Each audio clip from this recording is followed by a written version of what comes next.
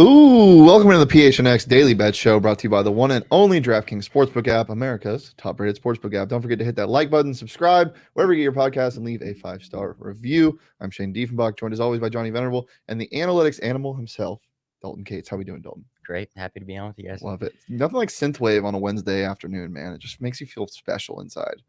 Oh, yeah. 24 hours till draft day. Yep. Makes you feel good. It's exciting. Best time of the year, in my opinion. Johnny, how you feeling? I agree with that. I think that this has a chance to be one of our best shows of the year. I tweeted that out. The draft props on the DraftKings Sportsbook app are second to none. So much money to be made. If you just read the tea leaves, gentlemen, which we will do on this show today, it should be a lot of fun. Yeah, fired up. But before we get into that, I'd be remiss if we didn't talk about the Phoenix Suns. Hey, everybody, they're fine. Chris Paul isn't injured. Devin Booker's going to be okay. The Suns aren't in shambles. Everyone relax. Pump the damn brakes. It was my pep talk, I think, yesterday that did it on the show. Yeah, the pep talk where you said Chris Paul is washed. Get the walker out. I do just want to say something really fast. On a couple shows ago when we were talking about Game 4, people kind of came at us a little bit in the comments after the show was posted and said we were complaining about the refs. And not once did I say that the game was swung by the refs. I pointed out the margin in free throws, and I said it could be because the teams that need the win in the series are more desperate, so they get more aggressive. That was my reasoning, and I will stand by that. But regardless, you never hear me talk about officials, so that wasn't me. Yeah. The Phoenix Suns obviously up 3-2 now. Going into Game 6 tomorrow, 4:30 tip, kind of strange. People are saying Book's going to be back. I don't see it happening. Johnny, do you think that they should play him if he's ready? If he's ready, yeah, because here's the thing, is I think we're going to see a prolonged series with the Utah Jazz, right? And so if that goes the entire length, I don't want Devin Booker rolling out for Game 1, completely cold. I think if he feels well enough to play, maybe don't start him. Maybe do the Steph Curry where you're just implementing him bits and pieces throughout the game, put the foot on the gas in the fourth quarter. This is going to be a very difficult environment in Game 6 for a Pelicans team that's really still playing with house money. I don't want to leave anything up to chance. We just talked about officials for a Game 7. So, yeah, hell yeah. If Devin Booker says he's ready, you can limit his minutes, but he needs to play. Well, everyone can relax. There will be no Scott Foster in Game 6. Dalton, what do you think? As long as we don't get Scott Foster in Game 7 or 6, we'll be all right. Hopefully it's not a Game 7, but I think it's just like our main role players are the big key, right? Yeah. Especially with Book out. It's like that's been the main factor in our first 4 games. Feels like our 2 wins have just been Chris Paul driven wins, and then Bridges obviously had to do his thing last night. But if we can get Cam Johnson back on track and Cam Payne and Crowder start making some shots, Shamet doing well, if we get 1 or 2 of those guys really start stepping up, that'll help us immensely. Yeah, the McHale stats, I'm sure everyone's already seen it. They're just ridiculous. And Cam Payne probably played the most chaotic minutes I've ever seen in the NBA in recent history. So that was really fun. But yeah, good win nonetheless. Really excited for the game tomorrow. And of course, we'll be talking about it right here on the PHNX Sports YouTube channel. But today is for the NFL Draft, Day 1 tomorrow. Johnny, we got a big thing planned tomorrow at the Ainsworth Restaurant. The Ainsworth Restaurant, not to be mistaken with the Ainsworth Hotel, which is not a real place. At the recording of the show right now, 230 RSVPs. Holy hell. So we've increased max capacity. We cannot wait. CB1 for the Arizona Cardinals, Byron Murphy, among other Arizona Cardinals, will be there. Former and current Marcel Shipp, Frank Sanders, Damian Anderson, myself, Bo Brock, kicking off the coverage live at 5 o'clock. The NFL Draft. We will have wall-to-wall coverage not only tomorrow at the Ainsworth, but continuing throughout the weekend. It's going to be the biggest thing we do with this company to date. Do not miss it. RSVP, you can do it for free right now, but I want to let everybody know, if you do not RSVP, and this is not me, Mr. Superiority, RSVP, you're on the list. Come and hang out. I don't think we're taking walk-ups, right? So you want to make sure you get your name on the list to come hang out tomorrow. Shane and I are going to get there early. Shane's going to be doing a bunch of work. I'm not going to be doing anything, but I will be there if you want to come hang out beginning at 4 p.m. tomorrow. Draft starts at 5. Yep, very, very fired up for that. And I'm very fired up to bet on this draft. And that's something you can do on the DraftKings Sportsbook app. There's so many things available right now. I'm addicted to it. Some specials. Dalton, why don't you go first? What do you like, first of all, heading into tomorrow? Yeah, I mean, my favorite right now is just throwing some absolute long shots. Yeah, I right love now. that. Throwing darts. And I think you can start to gather like a couple scenarios that play out. And, if, for example, if this player goes here, this affects how something else happens. And I think right now, like Walker's like pretty likely to go first overall. So I feel comfortable like putting him first. And then at 2, like I know a lot of people were talking about Hutchinson almost like as kind of the guy there, but there's a lot of steam right now. Apparently Brad Holmes does like Thibodeau. Lions got a real good look at him last year because they drafted Penny Sewell, who's like his best friend, went to Oregon. So apparently they've liked him for a while. So I would not be shocked whatsoever to see Thibodeau go second overall. In that scenario, John McClain with the Texans as a beat writer there basically said if Walker or Hutchinson falls to 3, they're going to like run up to the board. Like I'm not be shocked there. So like in the scenario that Thibodeau does go 2, it's very likely that Hutchinson goes 3. And now you're sitting a scenario at 4 and Connor Hughes with the Jets beat writer there basically has like hinted that, Ike Ekwonu could be a guy there. He basically is saying that Kayvon Thibodeau is not an option. So I'm kind of ruling that out there. He's also went on a limb to say that the Jets are not taking a cornerback with one of their 2 picks, which I found very interesting. So it kind of narrows the field down to either someone like Ike Ekwonu, which is the only like tackle they would consider at that spot, Jermaine Johnson at 4, or like a wide receiver. But it seems like much more, split between Ekwonu and Jermaine Johnson. So 25-1. If Walker goes 1 and Thibodeau goes 2, I think this is very well in play. Very well in play. And right now, Thibodeau is like 3-1 to go second overall. So you're getting really great odds on this.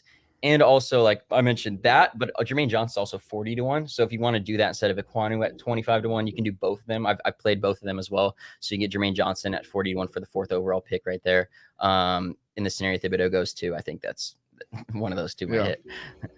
That's a fun rationale. I just can't see somebody like Dan Campbell taking Thibodeau at 2. When you question his work ethic and his love for football, and then there's somebody like Hutchinson in his backyard, they're married for each other. They're going to be lifelong partners in Detroit. I just feel like they are gifted Hutchinson from the inept, incompetent Jaguars. I think Trayvon Walker's a good player. I don't think he's on the level of Hutchinson.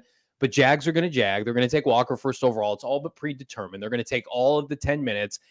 I think Dan Campbell and company, as much as I like your rationale of Penei Sewell and Thibodeau being buddies from their time at Oregon, I just go back to the fact that when was the last time we've seen an Oregon edge rusher pan out at the NFL level? They always bust in the top 10. Huge miss, right? So I think Hutchinson is the pick. I go back to, okay, the Houston Texans need everything. One of my most tasty picks, if we can look at some of my props here, Leah, is you look at, and I don't even think I put this one up here. Well, it's on the Houston Texans. Houston Texans taking Evan Neal's the first offensive player. Like that is not a reach by any stretch of the imagination. I like Icky. I don't know if he's leaps and bounds better than a tackle that started in the SEC, that played through COVID in the SEC championship game 2 years ago. I could just see Lovie Smith and company falling in love with Evan Neal, who, by the way, is the most cut up 330-pound player I've ever seen in my life. The fact that there is that much disparity between Evan Neal and Charles Cross and Icky for the first offensive player drafted is insane. That's insane odds at plus 350. Throw $10 on that. That is one of my favorite, because we don't know definitively what Houston's going to do. Although, to my man's point, if the Lions do go Thibodeau at 2 and the Houston Texans opt to go with a defensive end, then Hutchinson at 3, then it makes it all the more interesting. What do the Jets do? And I think you're right. I think offensive and defensive line seem like the logical play there. I just do not see a scenario in which we see 4 defensive ends go with the first 4 picks. That would be insane. It's going to be a bread and butter top 10 of offensive, defensive linemen in rotation. I'm with you. I think these cornerbacks, while I like Stingley Jr., which is one of my pops to go in the top 7, I think they're all grossly overvalued. As with these receivers, there's no Jamar Chase. I don't even think there's a Waddle, so to speak. If Jameson Williams is healthy, I think he's a top 10 lock. But I think you're throwing shit at the wall. Which defensive and offensive tackle are going to be picked first? That's what this comes down to.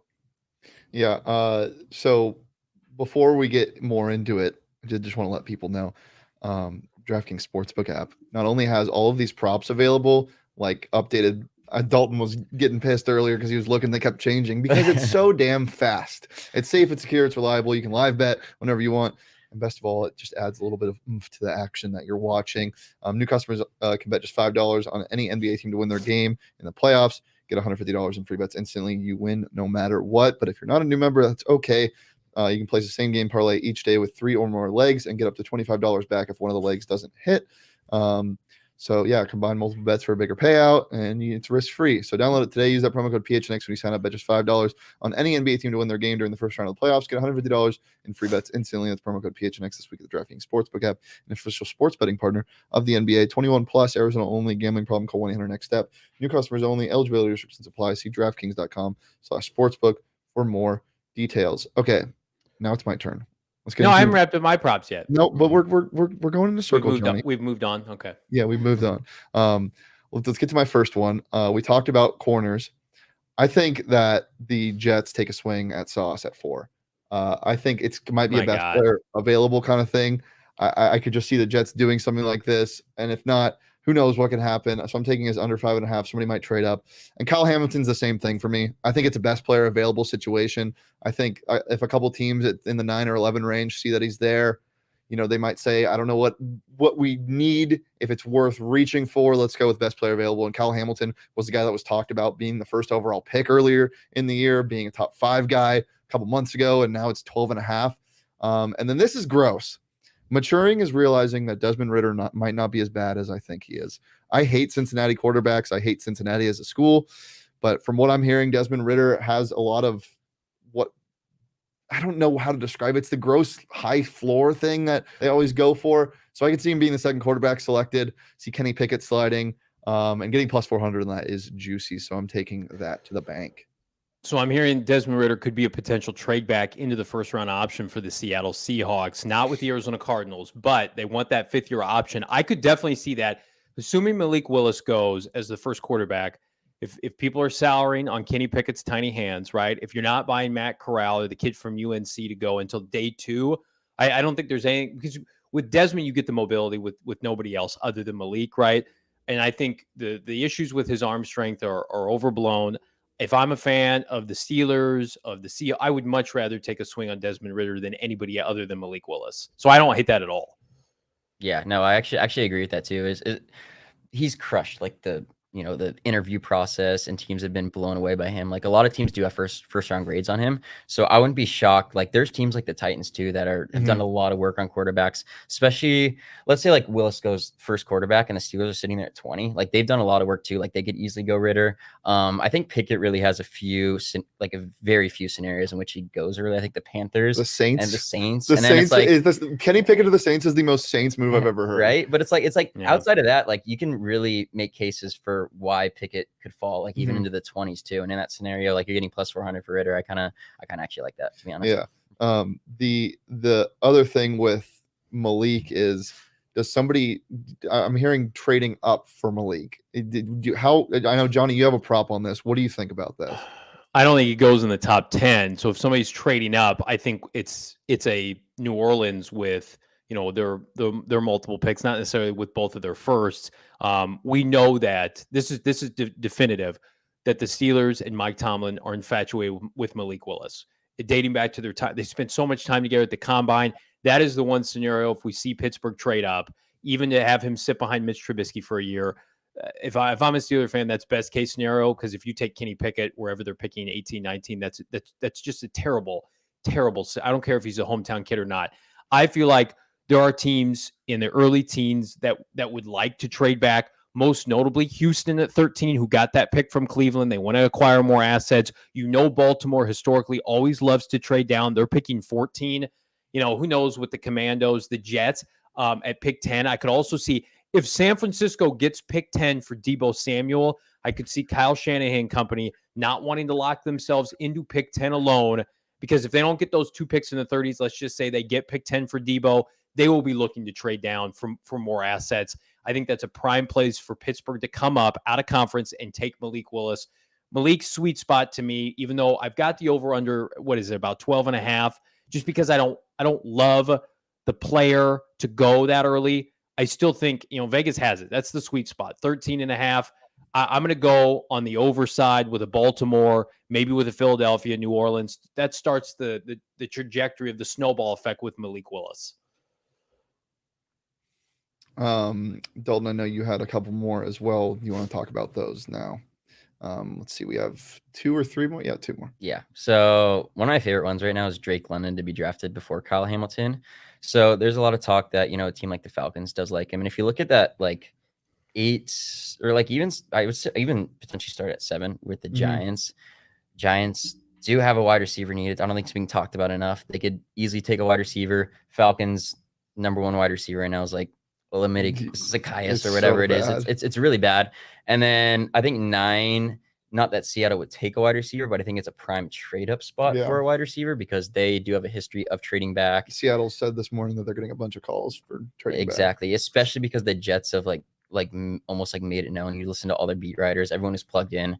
They're mocking a wide receiver to one of their picks. Like there's no secret the Jets want a wide receiver. If they aren't taking one at 4, like that's like such a prime trade up spot for a wide receiver. So you can see someone go there. And then the Jets themselves at 10 are in play for Drake London. And then you also look at 11 with the Commanders. I mean, you look at the prop right now, they're like favorites to draft wide receiver right now. And then you look at 12, and I think Minnesota's a sneaky team. O'Connell comes from the Rams. They're on 11 personnel. They have Thielen, they have Jefferson, they have nobody else as a wide receiver 3. Thielen's getting older. Like that's a sneaky place also where London can go there. And you look at 13 too with the Texans. So those are all scenarios where I think Drake London can go. Kyle Hamilton, I think once you get to the Commanders at 11, I think it's where it starts getting interesting. I don't think the Jets want him. I would be shocked if he goes to the Giants. I think Atlanta's a real wild card at 8, and I think Seattle can do anything. Like nobody knows. I mean, like if Seattle took a safety, I'd be blown away. So that's the thing. I think it's a lot more outs for London in that like 7 to like 12, 13 range, where I think maybe there's not as much for Hamilton, and I think there's a lot more action and aggressiveness from teams to get up there, take wide receivers, take 2, 3 guys in that range. I think London's going to be one of those guys for sure. So I do like that. Yeah. And then Johnny, I know you had something else at the Cardinals to draft. Why do you think they're going to go wide receiver here? Okay. So I originally had it. So I wrote this down, offensive lineman plus 400. And then I got pissed because the line moved to plus 250. So I'm like, all right, I'm just going to pivot over to wide receiver here. I do think that it's going to be an offensive player. So Peter Schrager has nailed the Cardinals' last 2 picks with Isaiah Simmons 2 years ago, nailed Zaven Collins last year. And all the people that I know that are extremely plugged in, like I'm always asking, like, who are people I need to watch out for when they're creating mock drafts and those specific teams? And Peter Schrager is always one of the top guys. Like Peter Schrager to the Cardinals is always one of the top names to keep an eye on. Like, and I basically like he's buddies with Cliff. Like they're very close. Yeah, they're basically like just bet whatever Schrager does. And in his latest mock draft, he basically went out and said, I do not see the Cardinals taking a defensive player for the 3rd year in a row. So that kind of whittles us down for like a wide receiver, offensive lineman. In his mock draft, he just had Zion Johnson there at 23. The previous one before he had Jahan Dotson. I do think if Treylon Burks is there at 23, that's someone they consider. Jahan Dotson, I think, is also in that consideration as well. I think if Burks is gone, they might pivot to offensive line, but I think Burks is definitely like in that range there. And coming out of school, I know Keim really likes some big guys like N'Keal Harry, AJ Brown, who kind of fit somewhat in that similar mold, especially like AJ Brown is kind of like somewhat of a similar comp for Treylon Burks. So I think that is somebody that, Steve Keim could definitely covet at 23. They would love to trade down from 23. There's a report this morning that the Packers, the Chiefs are all doing their homework on George Pickens. I don't know if I buy that just because of the off the field stuff with him. But that is their redux, their redo for passing on DK Metcalf once upon a time. They project as almost the same kind of player with the elite physical traits and the minimal college production. I think you hit the nail on the head. I think Cardinal fans want an offensive player. I just don't think the value from a defensive standpoint is going to be there. I think they would like a defensive end or a defensive tackle, but after Jordan Davis goes and all these edge rushers are going top 10 to 12, like it's not going to be, the value's not going to be there. Yeah. They're linked to Logan Hall out of Houston. I think that's more of a day 2 pick, maybe a trade up option. I'm with you. I think you can't go wrong right now. Offensive line in the past 24 hours has leapfrogged defensive back as the second highest favorite for the Cardinals. Wide receiver, as you mentioned, 225. Offensive lines at 250. I think either wherever you want to put your money, that's fine. The options are, okay, Do you want the 5th, 6th, 7th best receiver, right? Because that's what you're going to probably get. Or do you want the 1st or 2nd best interior offensive lineman? And that's either going to be Zion Johnson or Kenyon Green at Texas A&M. They've had a private workout with Kenyon Green. We know their infatuation with big interior offensive linemen. They haven't taken one, though, this high since Jonathan Cooper, 7th overall in Keim's first draft back in 2013, and they got burned for that. Do they dip their toe into those waters again? I think their preference, to your point, would be to take a receiver. They want to take a receiver. They know the value of that position, how much it costs now. Good hell, after Christian Kirk's contract, to lock them up. Every offseason, there are guards available to go and sign, plug-and-play guys. They could get another Justin Pugh-esque player.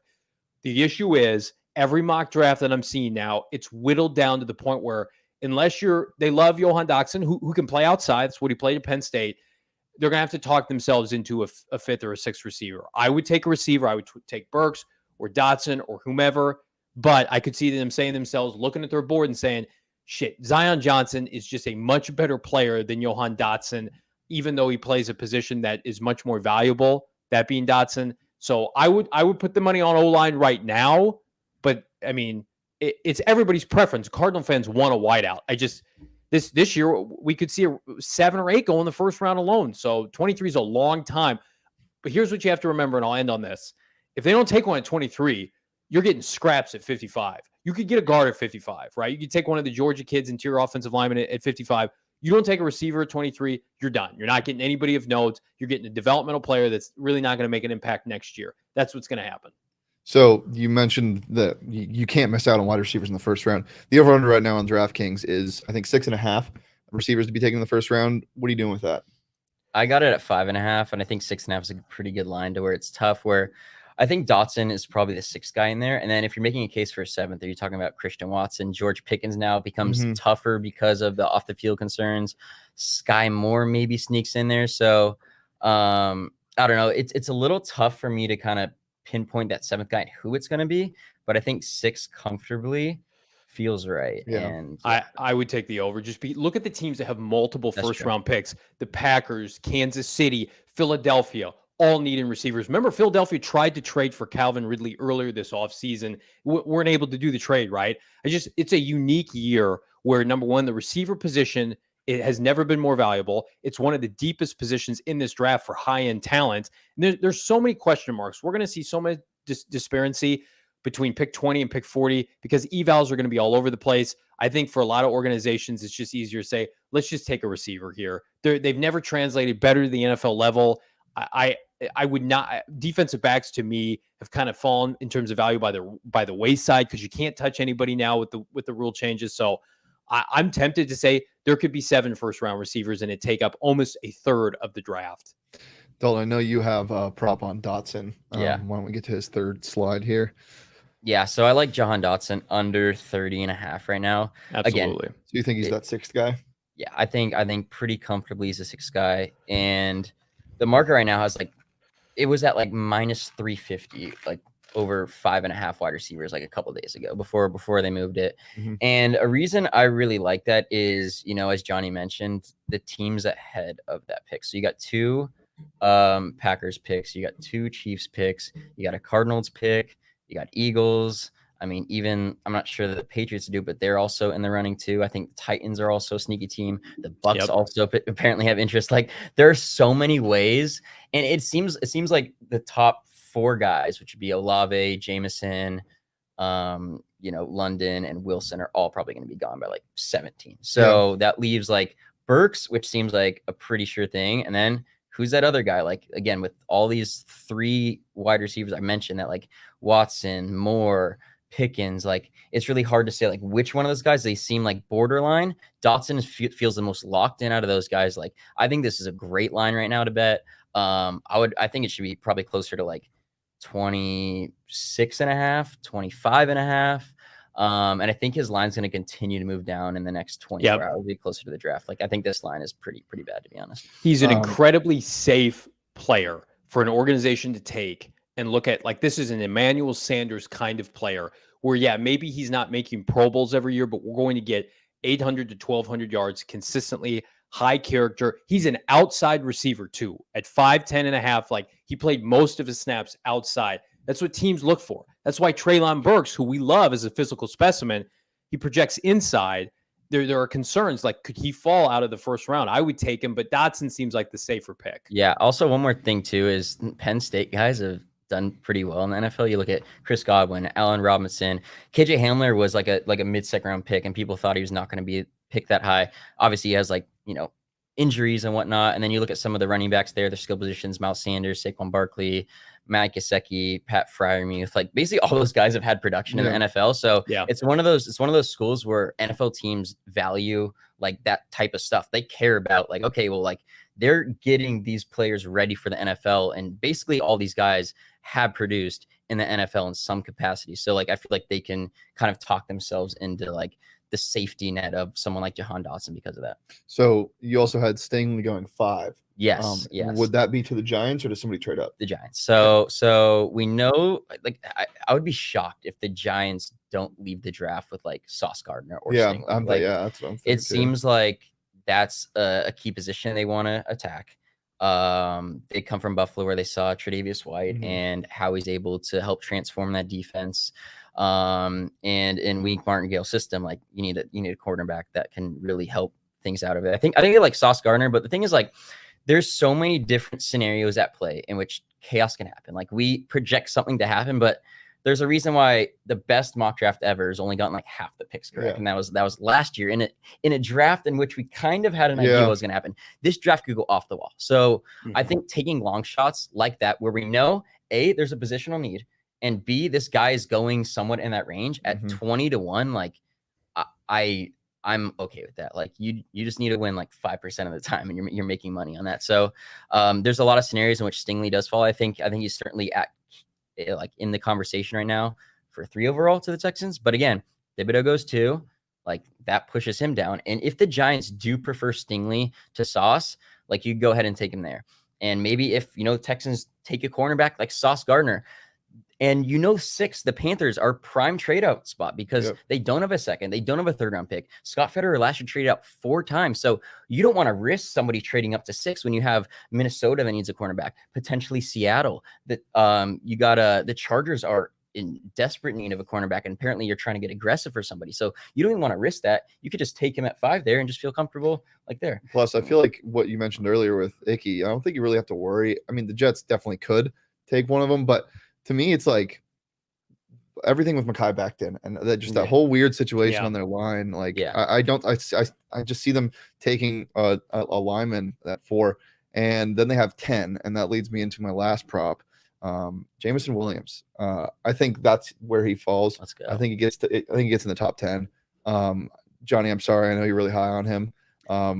I mean, if that line's right at minus 125, I can't even get excited because he doesn't fall into the teens. I'd rather that happen and not have my heart broken. This has moved a lot, and I really just think it's just, there's no way he doesn't. And then this is just a fun one, Mr. Irrelevant. Give me an offensive player or a kicker. Last pick overall. Give me a kicker. I wish I could just bet on a kicker straight up being taken last overall. So I'm sprinkling a little bit on that. Because why not? I think Ryan Suckup was a Mr. Irrelevant kicker. So there you go. Johnny, you'd be a good kicker. You got a kicker body. Oh, thanks. I appreciate it. You're welcome. Well, it's been a pleasure. McAfee was a punter. It's been a pleasure as always. Just a reminder, Johnny, myself, and the whole PHNX Cardinals crew, along with Byron Murphy, will be at the Ainsworth tomorrow. Johnny, you want to give the spiel one more time? Yeah, tomorrow at the Ainsworth Restaurant in downtown Phoenix, starting at 4 p.m. RSVP right now. If you don't RSVP, you can't come in. We want to hang out with you. PHNX Cardinals Live, myself, Damon Anderson, Frank Sanders, Bolt Brock. We're flying him in, baby. He'll be in the house. We're going to celebrate. Regardless of what happens, come out, enjoy some good food, some fun, some PHNX family. Byron Murphy, CB1 will be there. Maybe some surprises are in order. But you don't want to miss it tomorrow at the Ainsworth, 4 p.m. Yep. We will be live tomorrow at noon, as always, Monday through Friday, right here on the PHNX Sports YouTube channel. You can follow me on Twitter at Shane D. If you can follow Dalton on Twitter at Dalton Guru FF. You can follow the show on Twitter at PHNX_bets, and you can follow Johnny on Twitter at Johnny Venerable. As I said, we'll be back tomorrow to talk some Suns basketball. Peace, love, and PRA.